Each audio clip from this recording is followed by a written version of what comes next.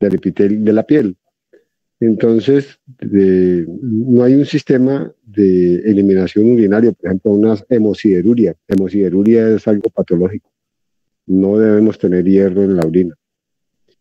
Entonces, básicamente es eliminación de descamación de tejidos.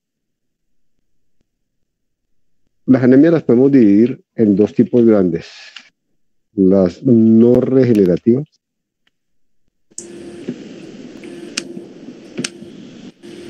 o no proliferativas y las regenerativas.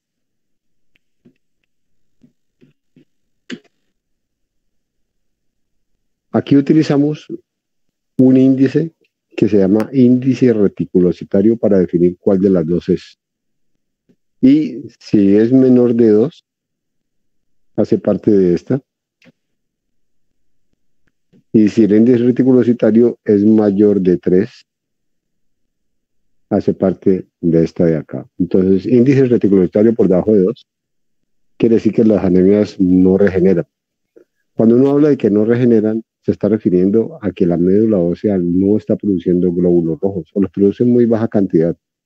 En cambio, en estas de acá, en estas regenerativas, la médula ósea no tiene ningún inconveniente. Y la médula ósea comienza a producir y a producir glóbulos rojos, tanto así que comienza a sacar reticulocitos. ¿Qué son reticulocitos? ¿Precursores de los glóbulos rojos? No. Son glóbulos rojos inmaduros. Son glóbulos rojos jóvenes que entran a la circulación en respuesta a una... Oh, perdón, creo que es que no está compartiendo pantalla. ¿Cómo que no? Sí, está compartiendo Word. Es que Majo también estaba compartiendo, entonces hay que irle otra vez a la pantalla de él, porque se te ve que habla de Majo afuera, encima pues. Es una hoja de Word. Es un tablero. ¿No lo tienen? Sí, yo Dale, lo tengo, fija, yo lo veo. ¿No? Fija la pantalla de él, Gus.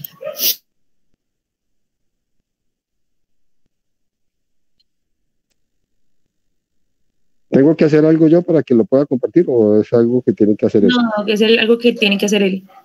Ah, entonces ni modo de hacerlo yo. Bueno, listo, sigamos. Gus, dale en pantalla completa. Pantalla, eso.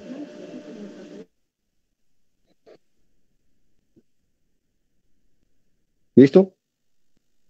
Sí, Doc, ya, gracias. Ah, bueno, listo, hermano. Bueno, entonces miren, entonces, en esta de acá, en la no regenerativa, la médula ósea no produce o produce muy poca cantidad de glóbulos rojos. Y al producir baja cantidad de glóbulos rojos, pues los reticulocitos pues, van a estar por debajo del valor normal. No medimos reticulocitos, no medimos ni porcentaje, ni medimos reticulocitos corregidos. Medimos un marcador que se llama índice reticulocitario. Y para sacarlo, ustedes meten los datos en una calculadora. Eso hay ahí en Google hay calculadoras. Uno coloca índice reticulocitario calculadora y ahí le sale. Nomás meter los datos y les dice qué tipo de anemia es, si es regenerativa o no es regenerativa. La regenerativa, como les expliqué, los glóbulos rojos salen a muy temprano, en una etapa de maduración muy temprana, y por eso es que tiene tantos reticulocitos. Entonces vamos a empezar con las anemias no regenerativas. Vamos a empezar con estas de aquí. Entonces, anemias no regenerativas. Entonces, la médula ósea tiene problemas. La principal son las carenciales. La médula ósea carece de elementos para producir glóbulos rojos. La principal, la más común, la que casi vemos todos los días, es la anemia ferropénica, la ferropenia. En otras palabras, no hay disponibilidad de hierro. Hay bajas concentraciones, bajos depósitos de hierro para producir hemoglobina. Si la principal fuente Si la principal fuente es esta, el reciclaje, ¿cuál es la principal causa de ferropenia? Que no se absorba bien. La falta No. del glóbulo. Una No. pérdida crónica de sangre. Pérdidas, ajá. Pérdidas crónicas de sangre. La ferropenia, si la principal fuente de hierro es la renovación, es la reutilización del hierro que ya se extrajo de los glóbulos rojos viejos que se rompieron en el vaso. Si esa es la principal causa, pues la principal causa, si esta es la principal fuente de hierro, la principal causa de ferropenia es que el paciente esté botando sangre en forma crónica, o sea, no le llega suficientes glóbulos rojos al vaso para hacer el reciclaje, para reutilizar eso. Entonces, la principal causa son las pérdidas crónicas de sangre. Pérdidas crónicas de sangre. Nosotros perdemos pérdidas, el ser humano tiene pérdidas a través de tracto gastrointestinal, tracto geniturinario y a través de piel. ¿Listo? Entonces, tenemos que buscar cualquiera de esos tres focos para definir por dónde es que está botando sangre en forma crónica una persona. No necesita ser un sangrado evidente, activo. Una úlcera duodenal o una gastritis, una úlcera duodenal o un parasitismo intestinal, por ejemplo. De pronto dará algo de malestar estomacal, en algunas ocasiones dará diarrea, pero no hay una pérdida evidente de sangre. ¿Listo? Entonces, tenemos que ser como muy juiciosos cuando estamos investigando un paciente de esto.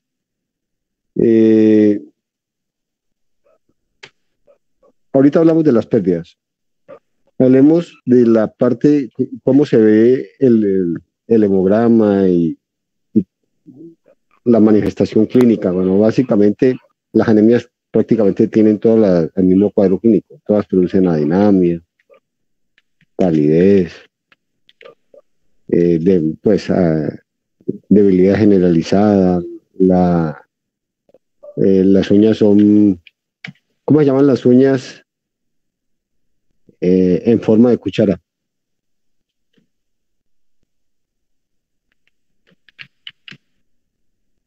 Uñas en forma de cuchara, que lo produce la anemia ferropénica. ¿Cómo se llama? Coiloniquia. Sí, coiloniquia. Se llama coiloniquia.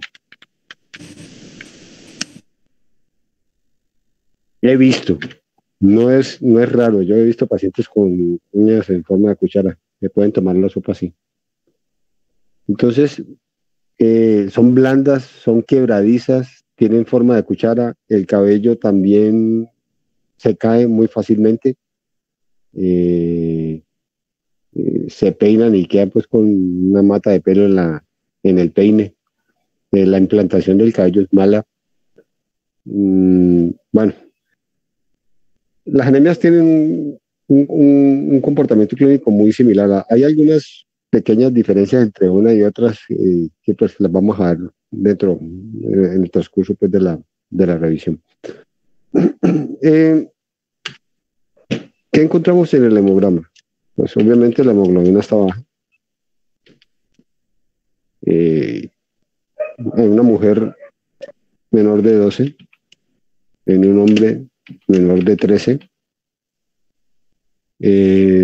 Otro que encontramos es el tamaño del glóbulo rojo, el volumen corpuscular medio, debido a que la cantidad de hemoglobina que tiene el glóbulo rojo es baja, el volumen corpuscular medio, o sea, el tamaño está por debajo del normal. Lo normal es de 80 a 100 femtolitros.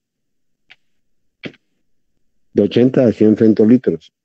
En estos pacientes van a tener una anemia microcítica, o sea, va a ser una anemia con un volumen corpuscular por debajo de 80.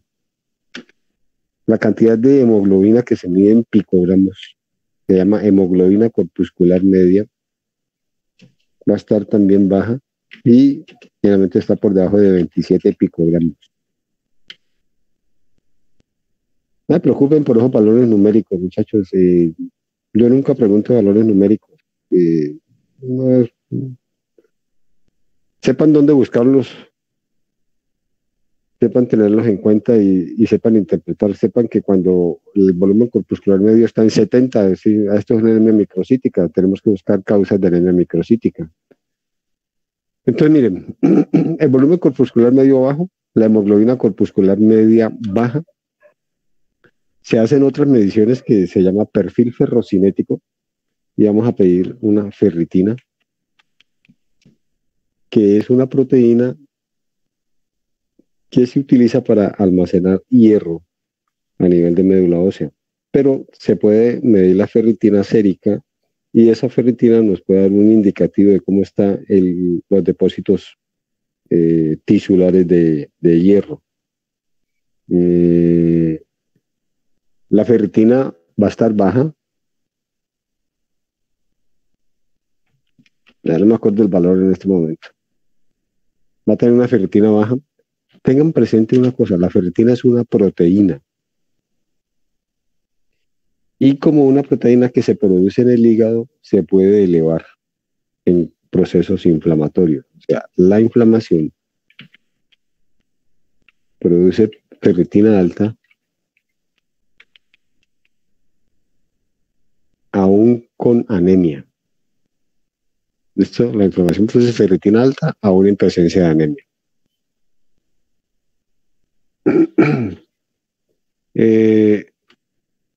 Bueno, lo habitual es que encontremos la ferritina baja. Hay una cosa que se llama porcentaje de saturación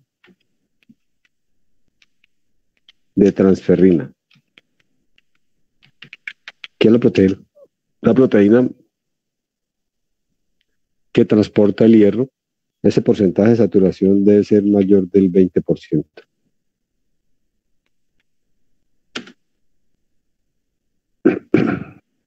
El hierro sérico lo podemos medir.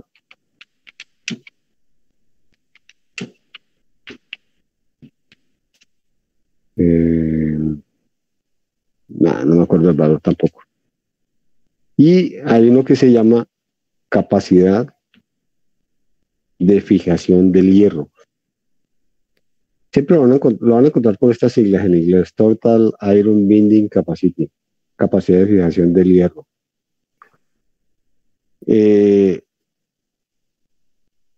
La capacidad de fijación del hierro, bueno, esto está bajo. Y la capacidad de fijación del hierro va a estar alta. Tal vez es de los únicos, es el único marcador que se encuentra elevado cuando hay ferropenia. La capacidad de fijación del hierro implica que el paciente tiene los receptores de transporte ávidos para captar hierro. Y eso se puede medir, esa capacidad para atrapar hierro se puede medir con este marcador que se llama capacidad de fijación del hierro.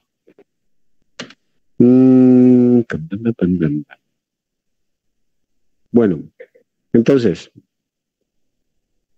les dije que la principal causa es esta de aquí: pérdidas crónicas de sangre. Estas pérdidas crónicas de sangre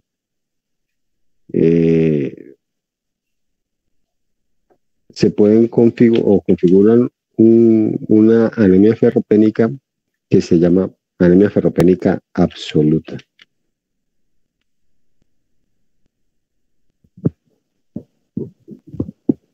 Entonces, la anemia ferropénica absoluta son pérdidas crónicas de sangre, tracto gastrointestinal, tracto genitourinario. Denme un ejemplo de pérdida crónica de tracto gastrointestinal, ya les di unos. Pues, vamos a botar sangre por aquí, denme unos ejemplos. Parásitos, ¿no? Un CA de estómago. Parasitismo, sea enfermedad inflamatoria intestinal. Una hemorragia uterina normal. No, espérate, primero tracto gastrointestinal.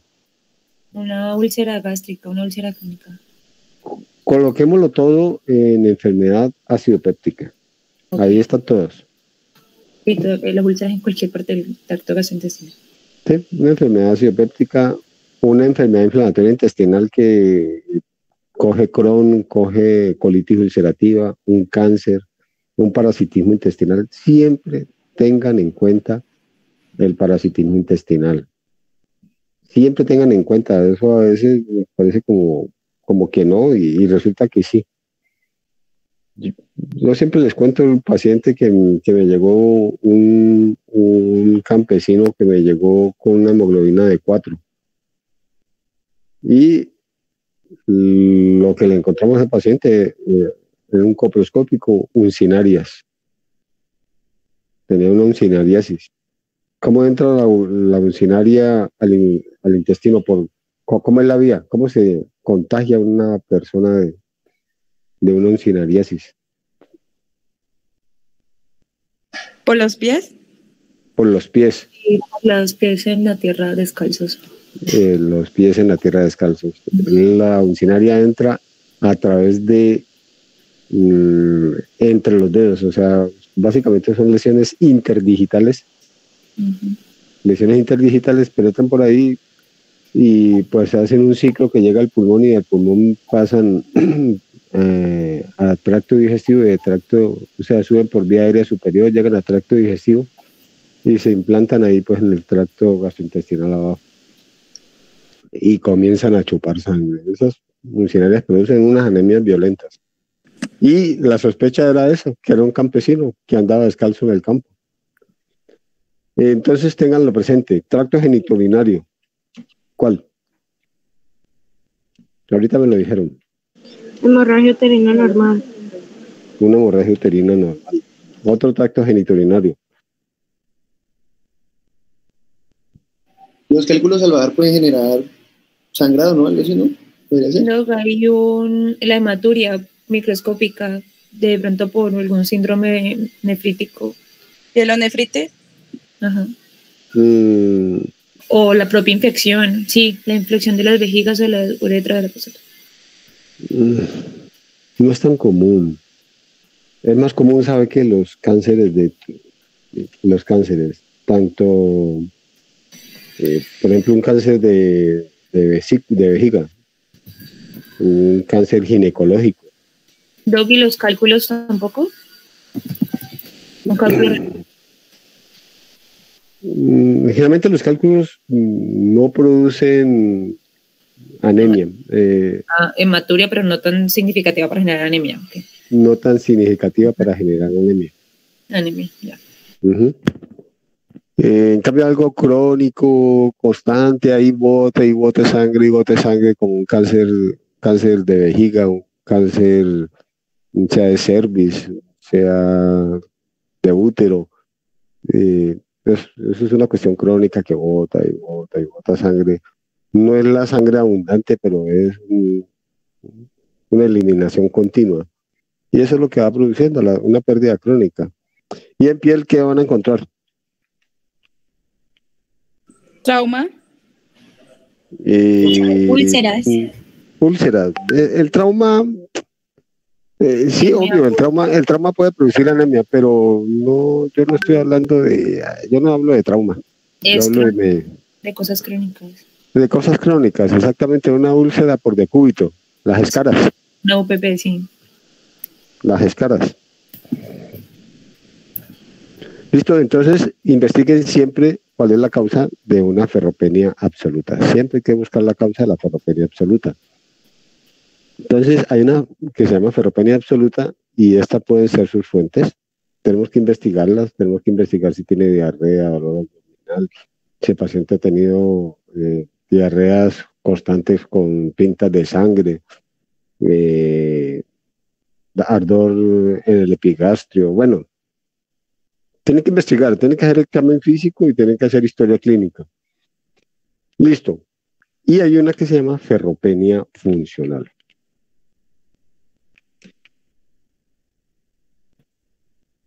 La ferropenia funcional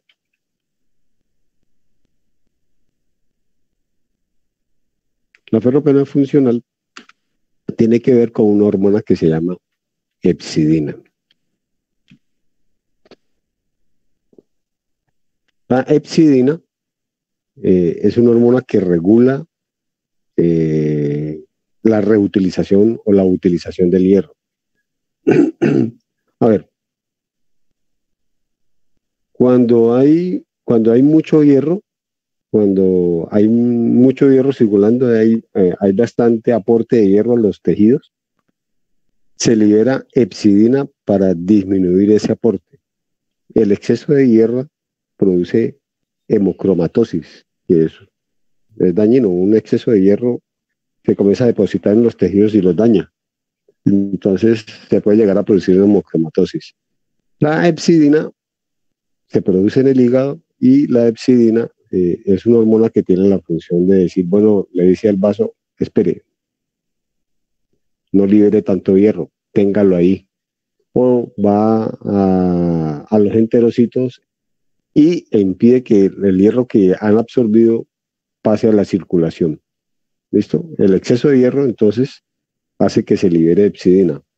Por el contrario, cuando el paciente está cursando con unos bajos niveles de hierro, entonces la hepcidina disminuye para permitir la utilización o que llegue más aporte de hierro a la médula ósea.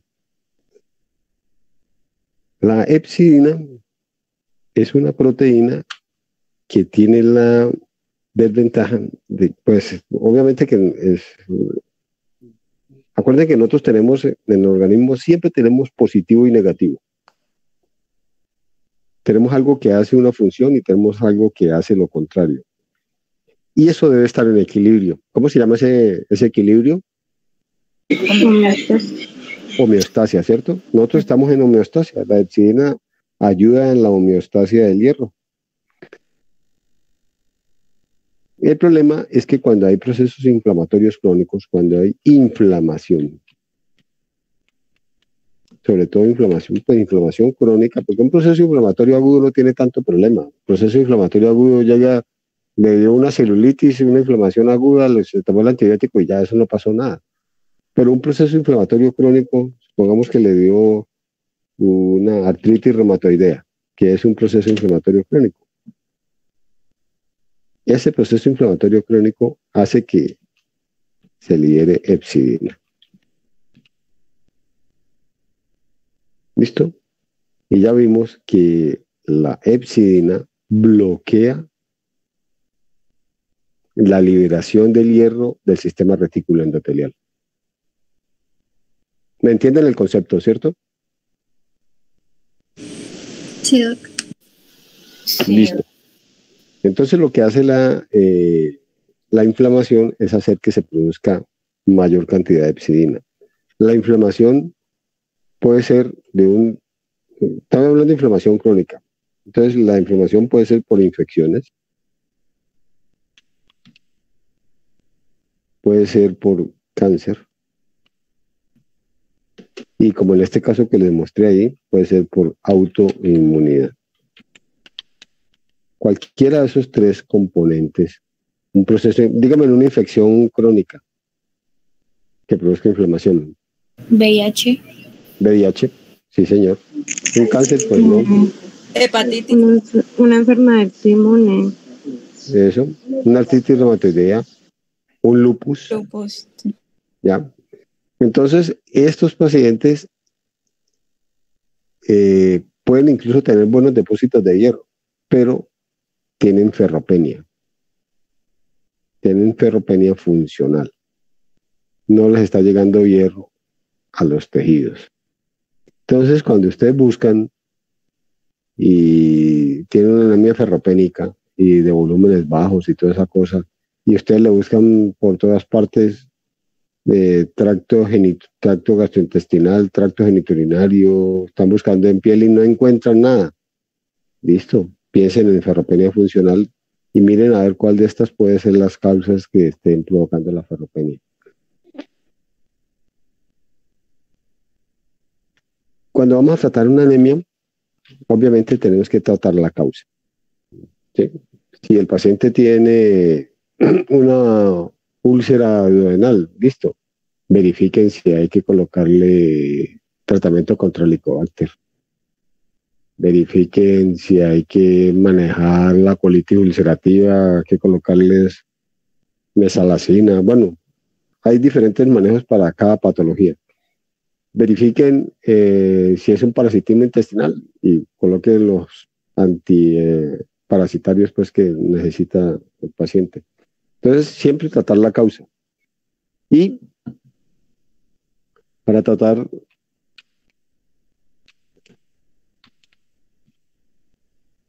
la anemia, sí, pues vamos a mandar hierro oral. Utilizamos habitualmente sulfato ferroso. Las tabletas vienen de 300 miligramos. Habitualmente yo mando de 2 a 3 tabletas 10 por 3 meses. Idealmente, lejos de los alimentos. Y no combinar con lácteos. No combinar con antiácidos.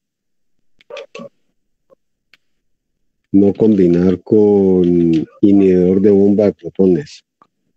Porque todo esto produce disminución de la absorción del sulfato ferroso. Para aumentar la absorción, podemos utilizar vitamina C. 500, 1000 miligramos diario. ¿Listo? En pacientes con ferropenia funcional, pues también, obvio, tratamos el VIH, le mandamos desde un oncólogo, le colocamos inmunosupresores, bueno, hacemos cualquier manejo de la patología de base. Y como en todos los pacientes, pues vemos el perfil ferrocinético, vemos cómo está la ferritina, que muy seguramente va a estar alta. Dijimos que la ferritina se eleva en inflamación. Miramos cómo está la saturación de transferrina, que probablemente esté baja. No. En estos pacientes, el manejo es pues aparte de tratar la patología de base, si los depósitos de hierro están bajos, pues le colocamos hierro, que puede ser hierro oral o puede ser endovenoso. Y el hierro endovenoso viene en ampollas de 100 miligramos. Y se coloca al menos una ampolla cada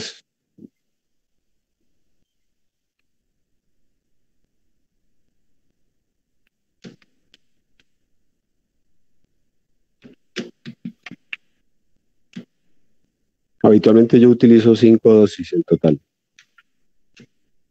Cada 2 o cada 3 días se coloca una ampolla endovenosa diluida. He tenido mucho inconveniente para mandar ese medicamento en los centros de salud, pues no acostumbran a colocarlo, le ponen mucha traba para ponerle esto a los pacientes. Hay que tener algunas precauciones. Debe pasarse aproximadamente en unos 30 minutos. Hay que diluirlo en una solución salina, pasarlo en aproximadamente 30 minutos y dejar en observación al paciente al menos 1 hora. Con esto le sube de pronto un poco más rápido los niveles de hemoglobina que con el hierro oral. Si los depósitos están normales, si la saturación de transferrina está normal y el hierro sérico total está normal, lo que podemos utilizar es eritropoyetina para estimular por la maduración de glóbulos rojos. La eritropoyetina se colocan 100 unidades por kilo de peso.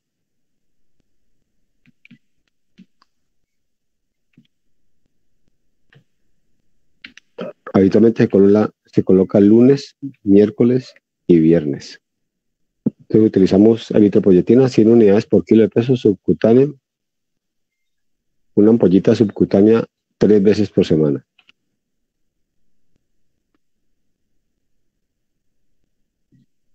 Bueno. La otra anemia no proliferativa que vamos a ver hoy es déficit de vitamina B12. Y de ácido fólico. ¿Para qué sirven estas dos vitaminas? ¿Cuál es la función de esas dos vitaminas? La absorción. No. Función de la B12 y el ácido fólico.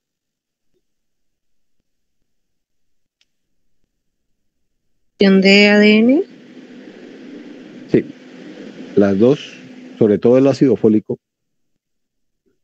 El ácido fólico es necesario para la formación de nucleótidos. En otras palabras, las dos sirven para formar DNA. La B12 permite que el ácido fólico continúe funcionando, o sea, es como una especie de cofactor. El ácido fólico es la que tiene que ver directamente con la síntesis de nucleótidos y la B12 es necesaria para que el ácido fólico actúe. Y obviamente si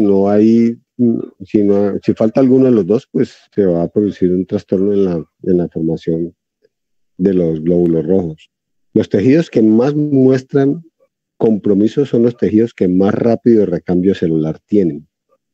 ¿Cuáles son los tejidos que más rápido recambio celular tienen? La piel, Sangre y epitelio. la mucosa, eso le... En términos generales sería epitelios. Entonces, la sangre y los epitelios son los que más sufren. Entonces, los dos, veamos los componentes que tienen similares y después vemos las diferencias. Entonces, los dos van a alterar la sangre y los epitelios. Entonces, ambos van a producir anemia megaloblástica. Los dos producen anemia megaloblástica. Y los dos van a producir compromiso en los epitelios. El sitio que más fácilmente podemos ver es en la lengua. No tiene papilas. Es una lengua totalmente lisa, sin papilas. También se puede producir un desprulimiento del borde en cepillo del intestino delgado. ¿Para qué sirve el borde en cepillo? ¿Qué es el borde en cepillo? ¿Qué? Para facilitar el movimiento, la absorción, ¿Sí? perdón, la absorción, ¿no? Listo, para aumentar el área de absorción del intestino, ¿cierto? El borde en cepillo, si fuera totalmente extendida, sería como una sábana que no absorbe nada. En cambio, una toalla absorbe. Ese es como el mejor símil para el borde del cepillo. La toalla absorbe la mayor cantidad de agua, al contrario de una sábana que es totalmente lisa. Entonces también se puede producir eso, una pérdida del borde del cepillo.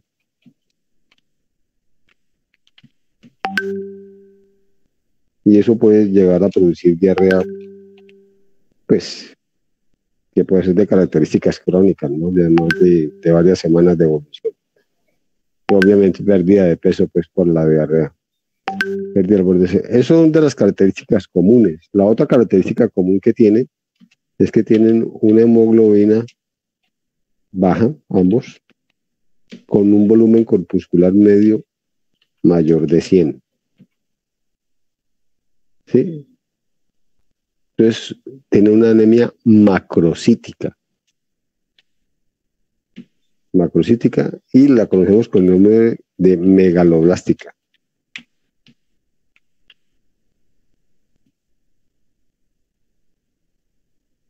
¿Listo? Entonces, lengua lisa, depapilada, pérdida del borde del cepillo, diarrea, volumen corpuscular alto, y nos lleva a las características de anemia megaloblástica. Entonces, hablemos de vitamina B12. Origen completamente animal, proviene de las carnes rojas.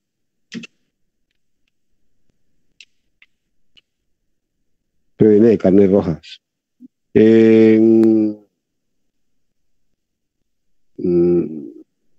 Las personas vegetarianas deben consumir un suplemento vitamínico para reponer esta vitamina B12.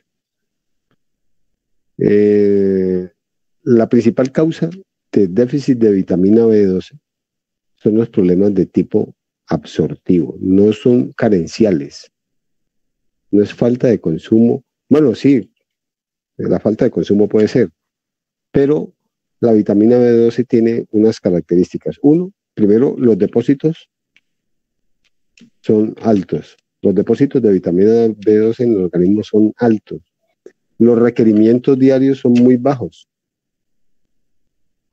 Los requerimientos son del orden de microgramos, como de 5 microgramos diarios. Es muy bajito el requerimiento diario.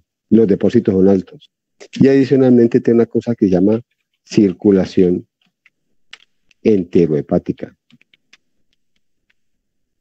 ¿Qué entienden por ese término? ¿Qué es una circulación enterohepática? Que va del intestino al hígado y viceversa, ¿no?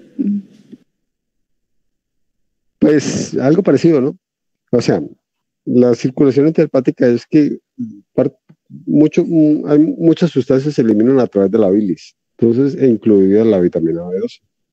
Entonces, esa vitamina B12 que se elimina en la bilis, más adelante en el ileón se puede volver a reabsorber un porcentaje. ¿Ya? Entonces, esta circulación enterohepática permite mantener unos niveles altos de depósitos de vitamina B12. Entonces, tiene una circulación enterohepática. Y lo otro es que necesita una proteína o necesita un factor que se llama factor intrínseco, que es producido en el estómago, en unas células específicas que llaman células parietales. ¿Listo? Entonces, depósitos altos, requerimientos diarios bajos. Me faltó colocar aquí bajos. Circulación enterohepática y factor intrínseco producido en las células parietales del estómago. Todas estas características hacen que pues la dieta no sea un factor como muy importante en el déficit de vitamina B12. El factor tal vez más importante son los problemas que tengan que ver con la absorción.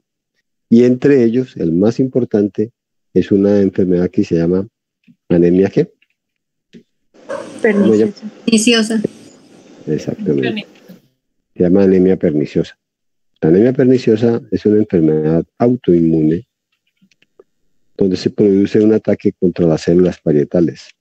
Se producen autoanticuerpos contra las células parietales y contra el factor intrínseco. Entonces, este factor intrínseco es totalmente necesario. Si no hay factor intrínseco, la vitamina B12 no se absorbe en el ileón. La vitamina B12 se absorbe en la parte terminal del intestino, en el ileón. Si no hay si no hay factor intrínseco, no hay absorción. ¿Listo? Entonces la primera causa es la anemia perniciosa. Como toda patología autoinmune, muy frecuentemente la anemia perniciosa se asocia a otras enfermedades autoinmunes. La enfermedad autoinmune más comúnmente es el Hashimoto, exactamente. El Hashimoto o hipotiroidismo. Hipotiroidismo autoinmune. Ahí también entraría la cirugía bariátrica. Ahorita hablamos de eso, espérate. Ok. Eso es cierto. Eso es verdad. Hipotiroidismo. Y la otra que también se ve con relativa frecuencia asociada es el vitiligo. Entonces, ven un paciente con vitiligo, ahí piensen que tiene una perniciosa o que tiene un Hashimoto o que tiene las dos. O en un paciente con hipotiroidismo y un Hashimoto, piense que tiene una de las otras dos. ¿Listo? Siempre hay que investigar las tres, van como cogiditas de la mano. Entonces, investíguenlo. Listo, esta es una causa de no absorción de vitamina B12. Otra causa era la que decía Laura, es la cirugía bariátrica. La bariátrica se lleva a las células parietales del estómago. Y entonces puede producir, como no hay, si se lleva a las células parietales, pues ya no hay absorción de vitamina B12. Estos pacientes, toda la vida, todos esos pacientes con cirugía bariátrica, toda la vida tienen que estar en reposición de vitamina B12. Tienen que estar en reposición de vitamina B12. Otras causas.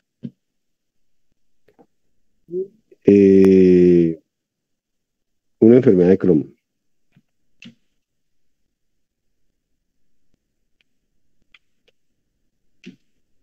Una enfermedad de Crohn. Una enfermedad de Crohn que dé en el estómago. La enfermedad de Crohn, hay dos tipos de enfermedad inflamatoria intestinal. Uno se llama enfermedad de Crohn y la otra se llama colitis ulcerativa.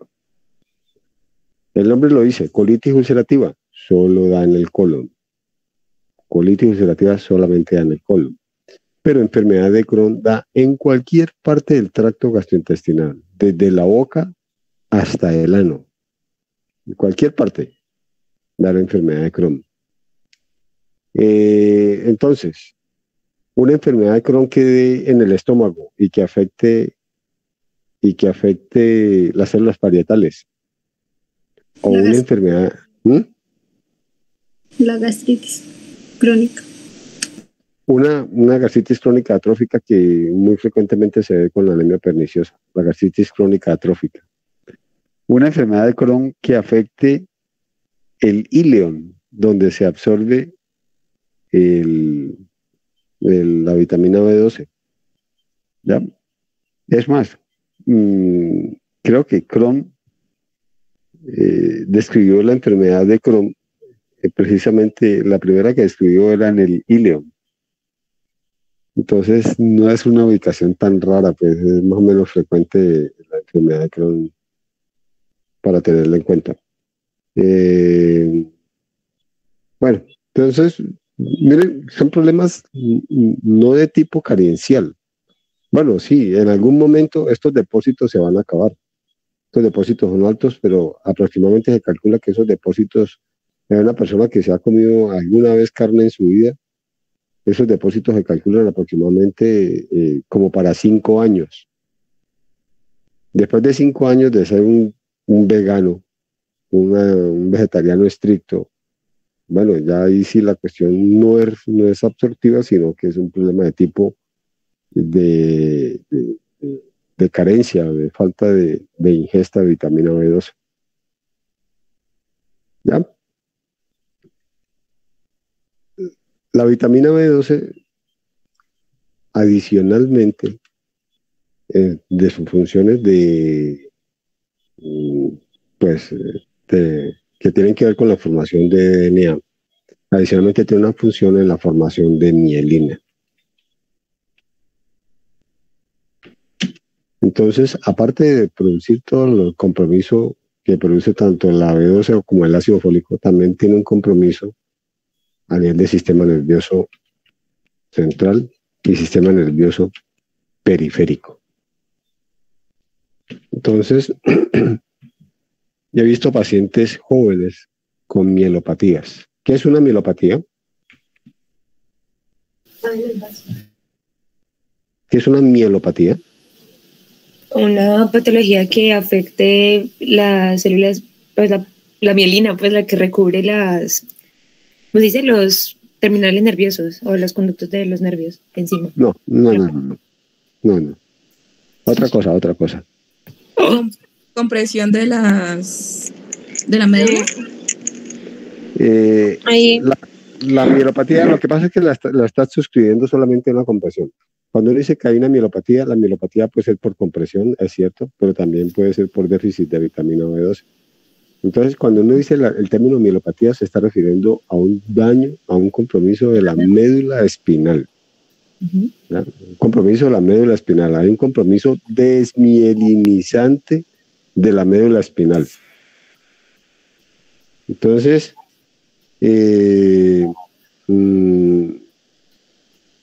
muchachos, denme un segundito, un momentico, por favor, un momentico.